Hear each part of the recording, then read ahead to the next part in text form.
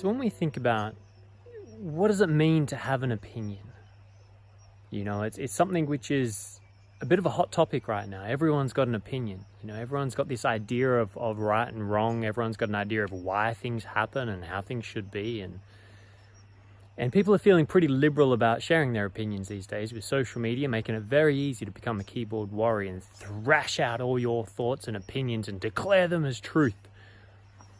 And it's very easy to throw your opinion out there and ignore everyone else's.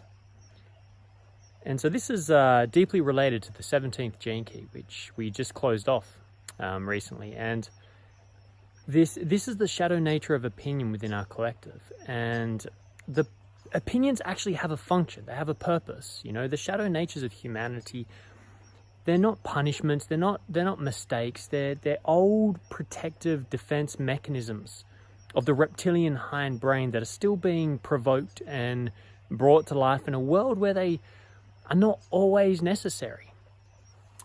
And so when we sit with this idea of opinions, you know, everyone's got one, as they say. I was thinking about this over the last week, especially with all the kind of global noise that's happening right now. There's opinions flying everywhere. Opinions, you know, from my perspective, it's something that you generate through your life experience. So based on my 37 years of living and coming to this point, I've generated an opinion on many different things in my life.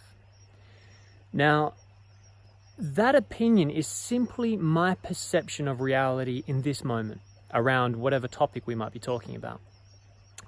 The real beauty of opinions is when I can come together with another person, when I can connect with you, for example, and if I share my opinion about something with you, and then give you the space to in turn share your opinion about the same topic to me, and if we can really listen to each other, then opinions are like the ingredients for the alchemy to happen. They're ingredients for breakthroughs.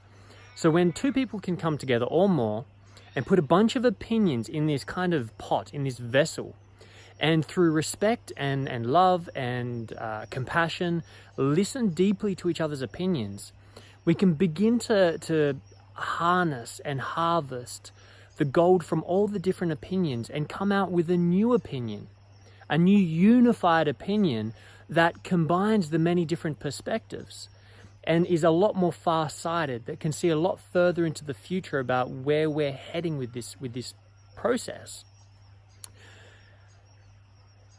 But sadly, what tends to happen out there right now is everyone is getting very scared. It's very easy, as we talked about, to thrash your opinion about.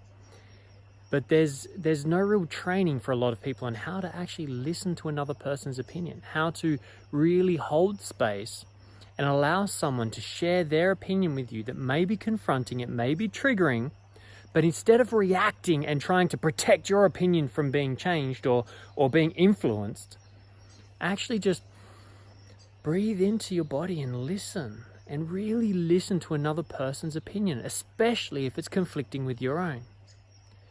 Because when you listen deeply to these different opinions, and this goes with terrorists, this goes with all these, you know, characters we put out there and rah, there's a fear.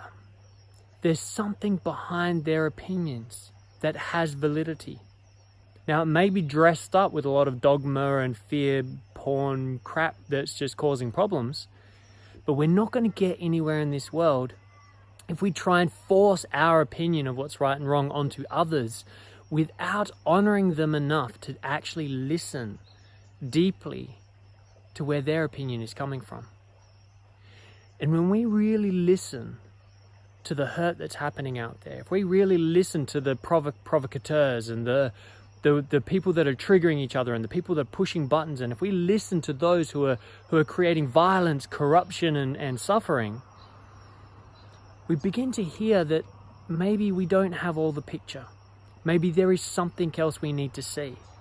And so if we can take the time to breathe in and compassion to create some more space within us to allow different perspectives to come in, and trust in our own ability to discern truth from that which isn't, then we begin to allow a new viewpoint to come in, and we allow others to feel safe with their opinions that may not be accepted by the masses. And unless we do this, unless we find a way to be able to create a safe environment where different parties, very conflicting perspectives, can come together safely and respectfully to be heard, then we're just going to create more separation and war, as we have done before. And one of the traps of opinions, because our opinions become traps. We become trapped by them. When we try and defend our opinion with our life, then we become trapped from being able to see the magnificence of life itself, the many different facets and colors of existence that are around us all the time, waiting for us to open our hearts and to open our minds, to let go of thinking we know the answers, to really just experience what is. And it was once said that,